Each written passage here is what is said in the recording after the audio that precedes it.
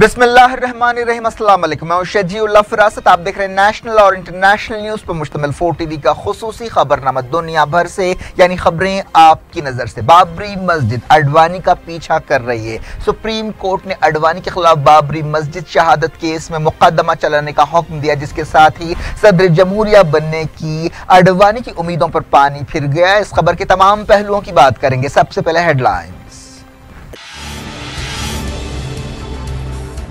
अडवाणी, जोशी, उमा भारती के खिलाफ बाबरी मस्जिद शहादत केस में चलेगा मुकदमा। सुप्रीम कोर्ट ने किया फैसला, रोजाना सुनवाई का हुक्म।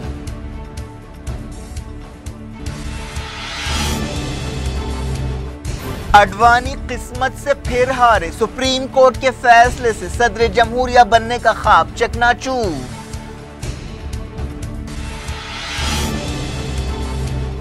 उमा भारती अयोध्या तहरीक के लिए शर्मिंदा नहीं, कहा सुप्रीम कोर्ट का फैसला बीजेपी के खिलाफ साजिश है। असद ओवैसी ने किया कल्याण सिंह को बरतरफ करने का मुतालबा।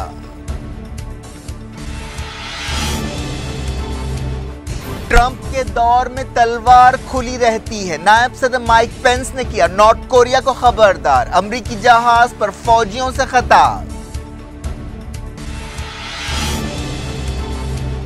रेफरेंडम में कामयाबी पर पुतिन ने दी एर्दोआन को मुबारकबाद। तुर्क सदर ने कहा डिक्टेटर नहीं हूं।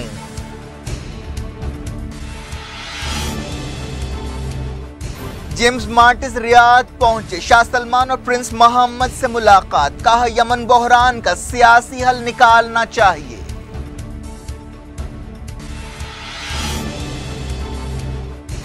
सऊदी हेलीकॉप्टर को हमने मार गिराया, अल-हूसियों ने किया दावा।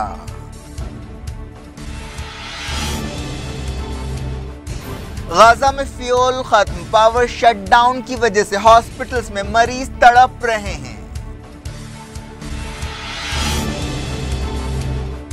H-1B वीजा की शर्तें सख्त हो गईं, डोनाल्ड ट्रंप ने हुक्म पर दस्तखत कर दिए।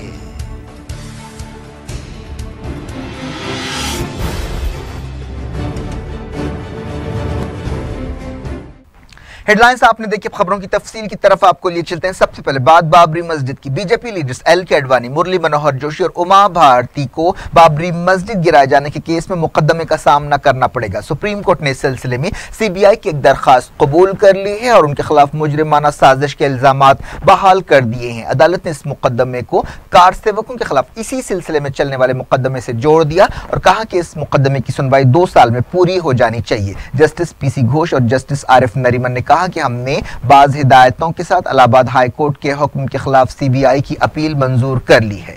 सुप्रीम कोर्ट ने कहा कि राजस्थान के गवर्नर कल्याण सिंह को दस्तूरी तहफ्फुज हासिल है, इसीलिए जब तक वो गवर्नर रहेंगे उनके खिलाफ मुकदमा नहीं चलाया जा सकता। कल्याण सिंह 1992 में उत्तर प्रदेश के चीफ मिनिस्टर थे जब हिंदू जुनूनियों के हुजूम ने बाबरी मस्जिद गिरा दी थी। अदालत ने रायबरेली और लखनऊ की अदालतों में चलने वाले मुकदमात को एक साथ करने का हुक्म दिया। अदालत ने यह भी कहा कि इस मामले की रोजाना की बुनियादों पर सुनवाई होनी चाहिए ताकि 2 साल के अंदर इस केस से निपटा जा सके।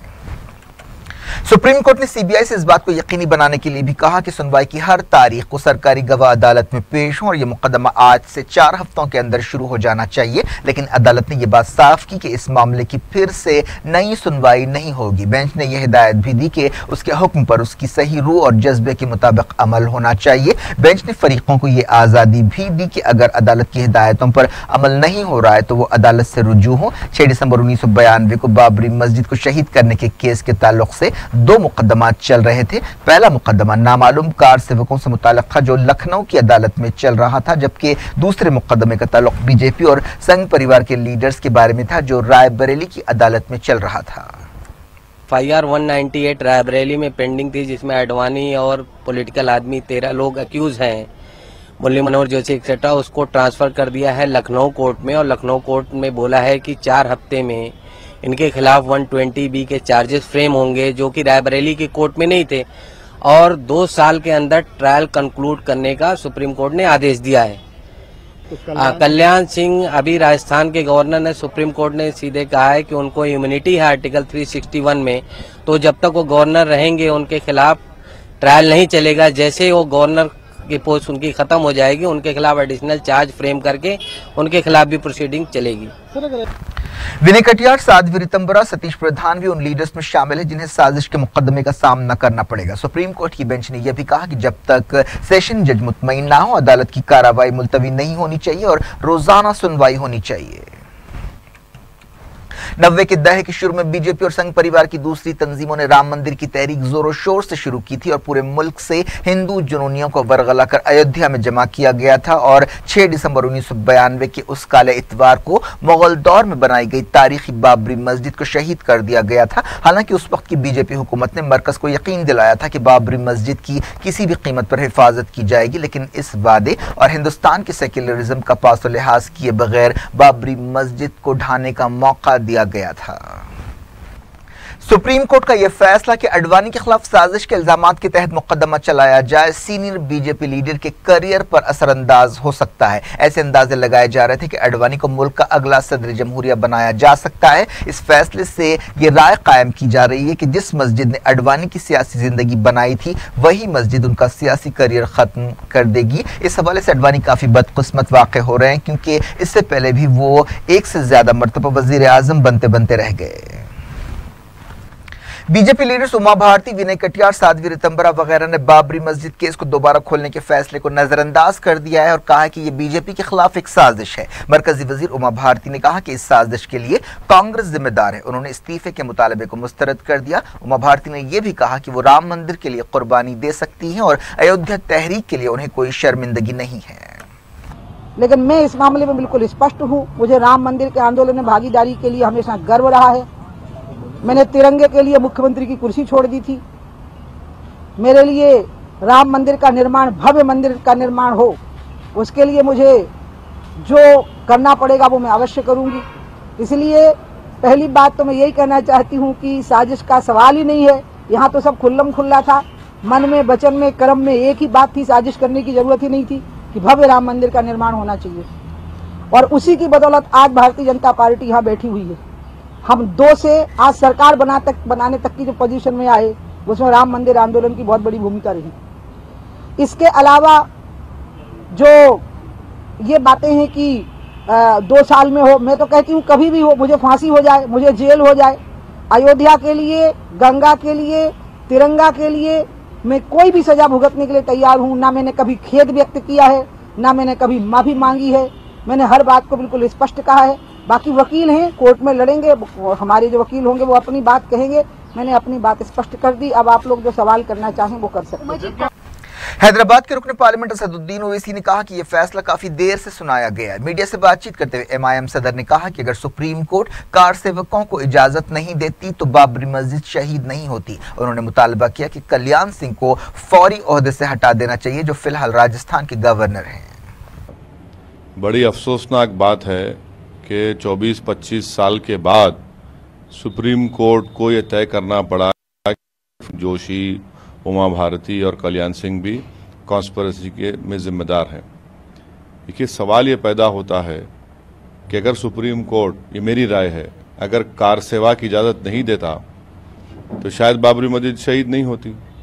मगर 6 दिसंबर का जो वाक़या है वो हिंदुस्तान के लिए एक ब्लैक डे है और हमारा मुतालबा ये है कि कल्याण सिंह को ये गवर्नमेंट हटाए गवर्नरशिप से। वो कॉन्स्टिट्यूशनल पोस्ट के पीछे क्यों छुपेंगे और इनको ट्रायल फेस कराए। और दूसरी बात यह है कि चाहे समाजवादी हो, बहुजन समाज हो, कांग्रेस हो, बीजेपी हो, इन्होंने ये तमाम एक्यूज को बचाने की कोशिश की। अगर वो एक सिंपल नोटिफिकेशन इशू कर देते तो अब तक क्रिमिनल ट्रायल ख़त्म हो जाता। महात्मा गांधी के कातिलों का मुकदमा 2 साल में मुकम्मल हो गया और बाबरी मस्जिद जो महात्मा गांधी के कत्ल से बड़ा वाक़या है 25 साल लग रहे हैं। आप क्या मुल्क को इंसाफ करेंगे, क्या पैगाम दे रहे हैं आप? और जो जिनके ऊपर ट्रायल फेस कर रहे हैं, जो मनोहर जोशी और अडवाणी को पद्म विभूषण देते हैं, आप क्या मैसेज दे रहे हैं? ये रूल ऑफ लॉ है, ये इंसाफ है। और सुप्रीम कोर्ट 24-25 साल के बाद तय करता है। क्यों नहीं supreme court contempt petition hear करता?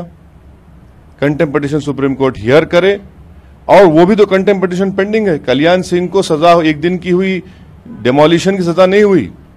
डेमोलिशन का कंटेम्प्ट पिटीशन अब तक पेंडिंग पड़ा हुआ है। तो सुप्रीम कोर्ट से उम्मीद करते हैं कि इंसाफ का तकाजा यह भी है कि सुप्रीम कोर्ट इस कंटेम्प्ट पिटीशन को हियर करे और उन लोगों के खिलाफ भी फैसला ले। लेकिन इन सबके बीच सुप्रीम कोर्ट ने यह भी कहा है कि डे टू डे हियरिंग होगी, कोई एडजर्नमेंट नहीं होगा, 2 साल के भीतर सारे फैसले। अरे भाई, हम खाक हो जाएंगे तुमको खबर होने तक, हम खाक हो जाएंगे तुमको खबर होने तक। महात्मा गांधी के कातिलों में 2 साल की सजा हो गई, और जो बाबर मस्जिद जिन लोगों के ऊपर इल्जाम है डिमोलिशन का, अभी तक चल रहा है। अब तक तो खत्म हो जाना चाहिए था। अगर उनके खिलाफ सबूत था और हम समझते हैं सबूत है, उनको जेल में जाना चाहिए था, मगर नहीं। जिन्होंने बाबरी मस्जिद जिनके शाम में ठहर कर शहीद करवाया, वो हिंदुस्तान को होम मिनिस्टर बन गए, वो HRD बन गए। जो रथ यात्रा में साथ साथ थे, आज वो हुकूमत कर रहे हैं। बताइए, यही तो हमारा प्रॉब्लम है इस मुल्क का, कि जहां पर इंसाफ की बात आती है, जहां पर इंसाफ की बात आती है, जहां पर इंसाफ करना होता है, बरसों बीत जाते हैं, बरसों बीत जाते हैं। अब नहीं मालूम कि मेरी जिंदगी में भी इंसाफ होगा नहीं होगा, कि आप और हम जिंदा रहकर देखेंगे ट्रायल खत्म होगा नहीं होगा, ये तो वक्त बताएगा।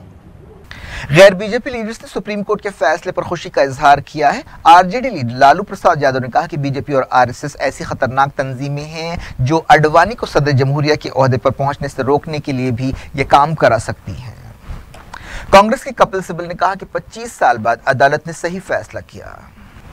अब देखते हैं कुछ इंटरनेशनल न्यूज। अल हुसियों ने दावा किया कि जिस हेलीकॉप्टर के गिरने से 12 सऊदी सिपाही हलाक हुए थे, उसे उन्होंने मार गिराया था। ये ब्लैक हॉक हेलीकॉप्टर फौजी ऑपरेशन में हिस्सा ले रहा था। सऊदी अरब की सरकारी न्यूज एजेंसी ने तस्दीक की कि हेलीकॉप्टर गिरने से यमन में 12 सिपाही हलाक हुए हैं, लेकिन इसकी वजह नहीं बताई गई। अल हुसी तहरीक से ताल्लुक रखने वालों ने बताया कि हेलीकॉप्टर को मारीब सूबे में मार गिराया गया। उन्होंने ये भी कहा कि इस हेलीकॉप्टर पर 13 लोग सवार थे, जिनमें सऊदी अरब और इत्तेहादी अरब मुल्कों के सिपाही थे। सऊदी अरब मार्च 2015 से यमन में फौजी कार्रवाइयां कर रहा है।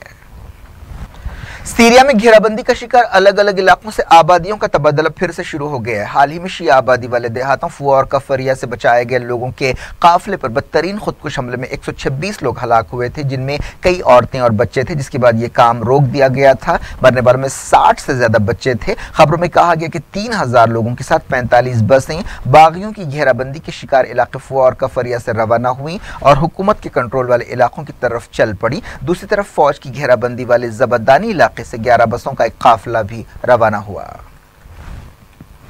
बरतानिया के वजीर खारजा बोरिस जॉनसन ने कहा है कि उनका मुल्क सीरिया में अमेरिका के हवाई हमलों में शामिल हो सकता है। अरकान पार्लियामेंट से खिताब करते हुए जॉनसन ने यह बात कही। उन्होंने कहा कि अमेरिका अगर ऐसी दरख्वास्त करता है तो उसे मुस्तरद करना मुश्किल होगा।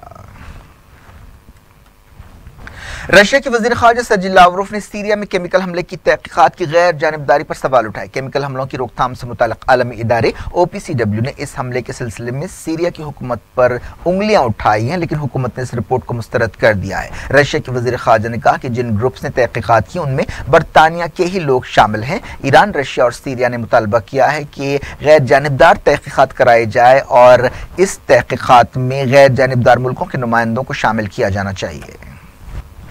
इजिप्ट के सनाई इलाके में हथियारों से लैस लोगों ने एक चर्च के करीब सिक्योरिटी फोर्सेस पर हमला कर दिया। इस हमले में एक पुलिस वाला मारा गया और 4 जख्मी हुए। आईएसआईएस ने इस हमले की जिम्मेदारी कबूल की है। हाल ही में इजिप्ट के 2 शहरों में 2 चर्चों पर जबरदस्त हमलों में कई लोग हलाक और जख्मी हुए थे।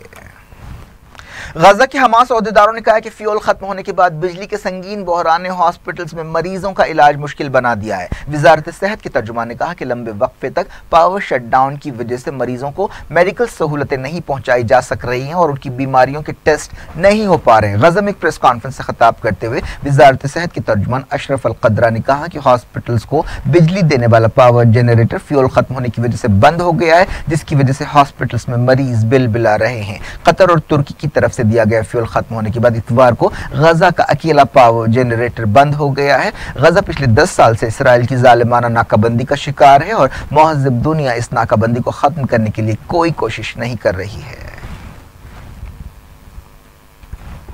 यूनाइटेड नेशंस ने कहा है कि वो इसराइल की सूरत हाल पर नजर रखे हुए जहां 1000 से ज्यादा फलस्तीनी कैदी भूख हड़ताल पर हैं। बास खबरों में कहा गया कि इसराइली जेलों में 1500 कैदी भूख हड़ताल कर रहे हैं और बुनियादी हुकूक का मुतालबा कर रहे हैं। यूनाइटेड नेशंस के तर्जुमान स्टीफन जेरिक ने कहा कि हम हालात से वाकिफ हैं और सूरत हाल पर गहरी नजर रखे हुए हैं।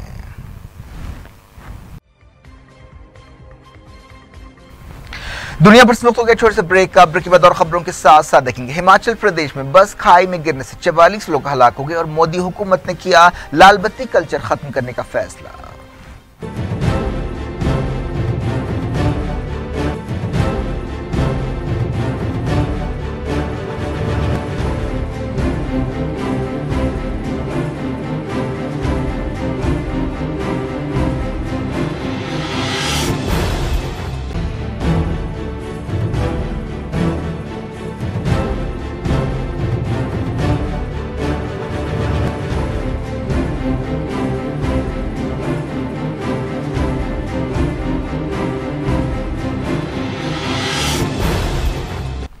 Welcome back. आप देख रहे हैं अपना पसंदीदा खबरनामा दुनिया भर से। मैं शजीउल्लाह फरासिद। इस खबरनामे में हम आपके लिए लाते हैं दुनिया के गोशे गोशे से आप ही की पसंद और दिलचस्पी की खबरें। आगे बढ़ने से पहले हेडलाइंस एक बार फिर।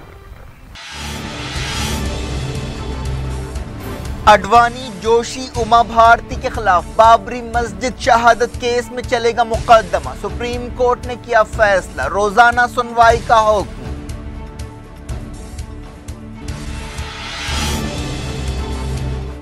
अडवाणी किस्मत से फिर हारे, सुप्रीम कोर्ट के फैसले से सदर जमहूरिया बनने का ख्वाब चकनाचूर।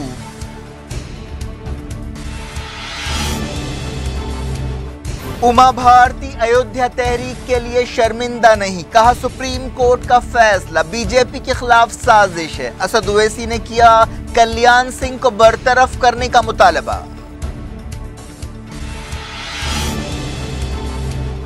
ट्रंप के दौर में तलवार खुली रहती है, नायब सदर माइक पेंस ने किया नॉर्थ कोरिया को खबरदार। अमेरिकी जहाज पर फौजियों से खताब। रेफरेंडम में कामयाबी पर पुतिन ने दी एर्दोआन को मुबारकबाद। तुर्क सदर ने कहा डिक्टेटर नहीं हूं।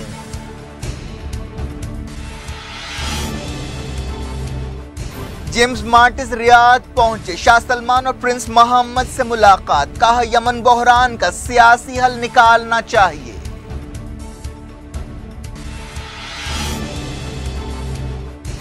सऊदी हेलीकॉप्टर को हमने मार गिराया, अल-हूसियों ने किया दावा।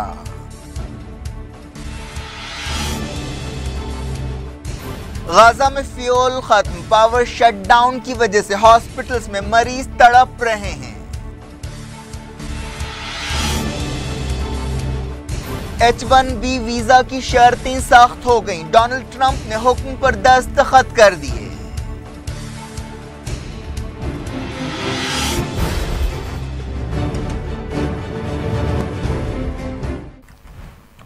जारी इंटरनेशनल न्यूज के सिलसिले को अमेरिका के नायब सदर माइक पेंस ने नॉर्थ कोरिया को खबरदार किया कि अगर उसकी तरफ से रवायती या न्यूक्लियर हथियारों का इस्तेमाल किया गया तो मुंह तोड़ जवाब दिया जाएगा। अमेरिका के एक बड़े तैयारा बरदार जहाज पर सिपाहियों से खिताब करते हुए उन्होंने ये बात कही और नॉर्थ कोरिया से कहा कि अमेरिकी फौज के इरादों और हौसलों का इम्तिहान न लिया जाए। पेंस ने USS रोनाल्ड रेगन जहाज पर 2500 अमेरिकी सिपाहियों से खिताब करते हुए कहा कि जो लोग हमारे अज़्म और हमारी तैयारियों को चैलेंज कर रहे हैं उन्हें मालूम होना चाहिए कि हम न्यूक्लियर हथियारों से किए गए किसी भी हमले को शिकस्त देंगे। उन्होंने कहा कि अमेरिका हमेशा अमन चाहता है लेकिन सदर ट्रंप के दौर में तलवार म्यान से बाहर रहती है। उन्होंने ये बातें एक ऐसे वक्त कही जब नॉर्थ कोरिया ने इतवार के दिन एक मिसाइल तजुर्बा किया जिसके बारे में अमेरिका ने दावा किया कि यह तजुर्बा नाकाम हो गया है। माइक पेंस ने कहा कि अमेरिका अपने इत्तेहादियों और चाइना के साथ मिलकर काम करेगा ताकि नॉर्थ कोरिया पर मुआशी और सफारती दबाव डाला जा सके। उन्होंने ये भी कहा कि अमेरिका खित्ते में अपनी फौजी मौजूदगी बढ़ाएगा। अमेरिका का ये जहाज जापान के साहिल पर तैनात है।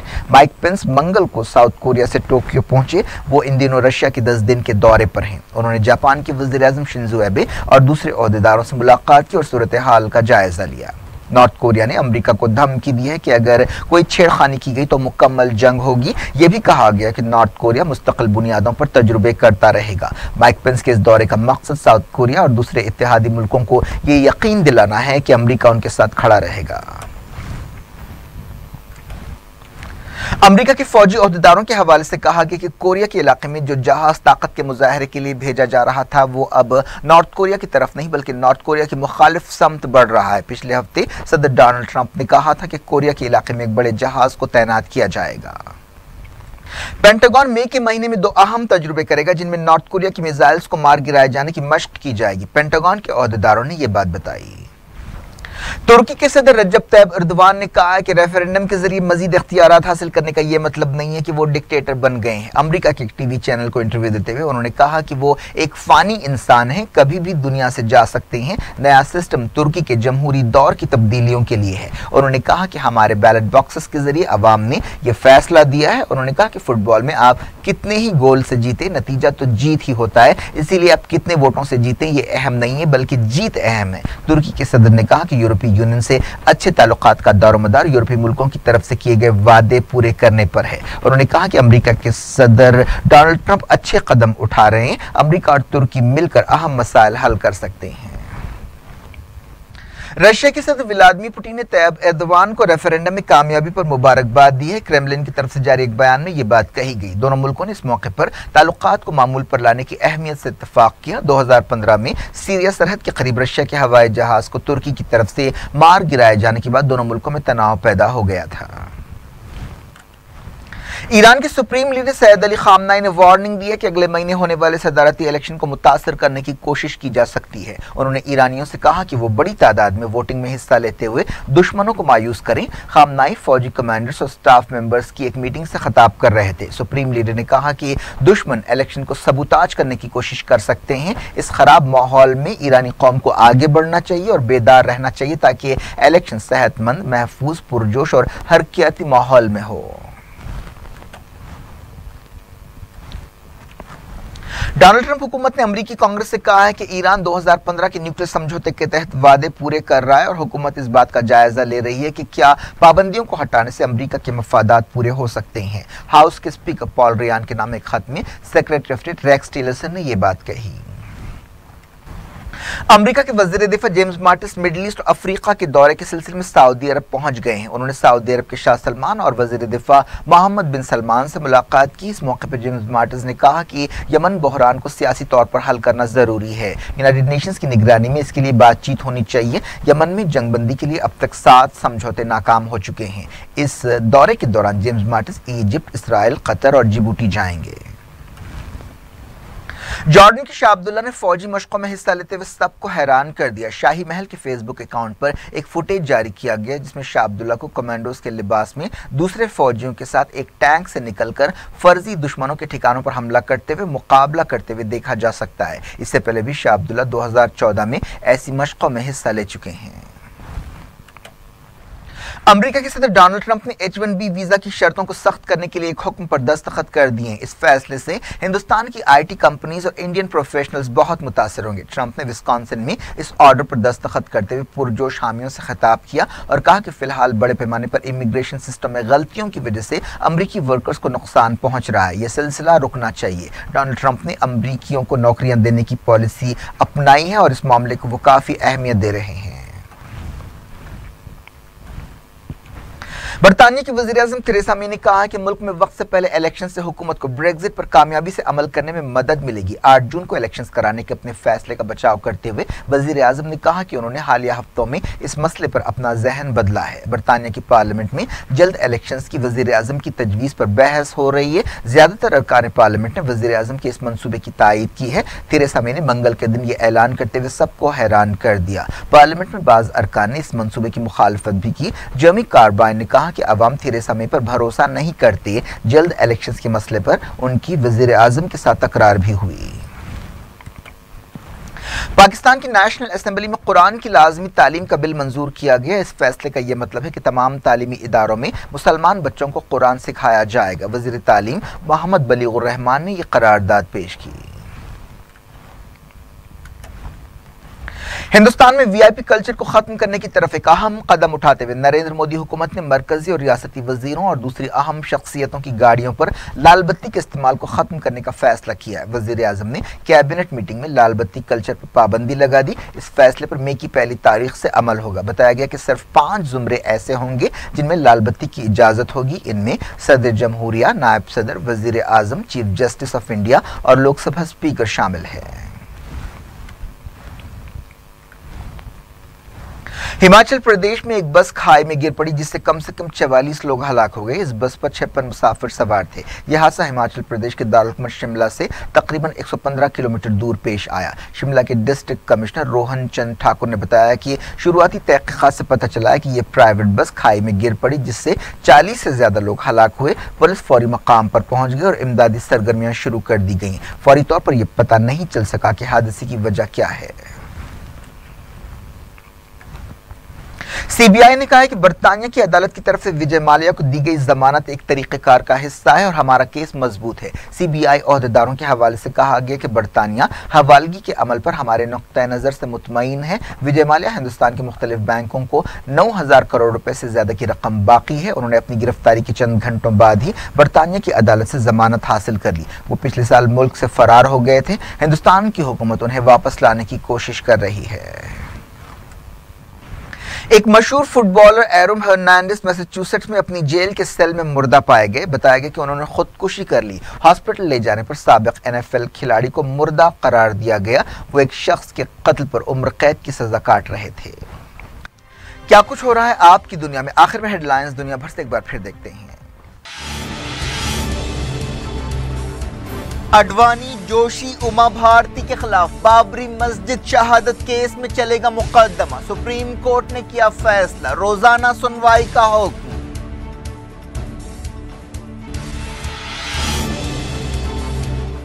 अडवाणी किस्मत से फिर हारे, सुप्रीम कोर्ट के फैसले से सदर जमहूरिया बनने का ख्वाब चकनाचूर।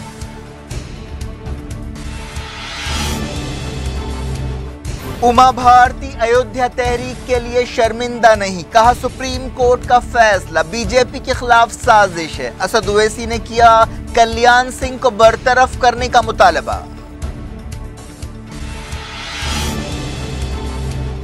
ट्रंप के दौर में तलवार खुली रहती है, नायब सदर माइक पेंस ने किया नॉर्थ कोरिया को खबरदार। अमरीकी जहाज पर फौजियों से खतार। रेफरेंडम में कामयाबी पर पुतिन ने दी एर्दोआन को मुबारकबाद। तुर्क सदर ने कहा डिक्टेटर नहीं हूं।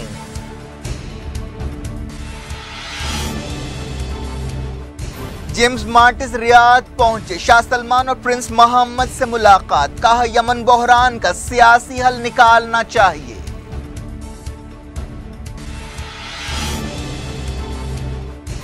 सऊदी हेलीकॉप्टर को हमने मार गिराया, अल-हूसियों ने किया दावा।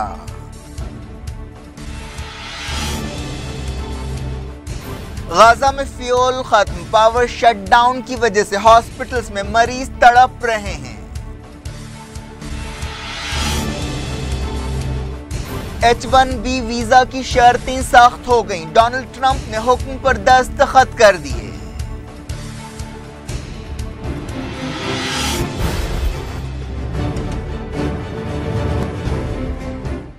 ये थी आज की खबरें। शेड्यूल अफरासत को दें इजाजत और अपना बेहद ख्याल रखें। अल्लाह हाफ़िज़।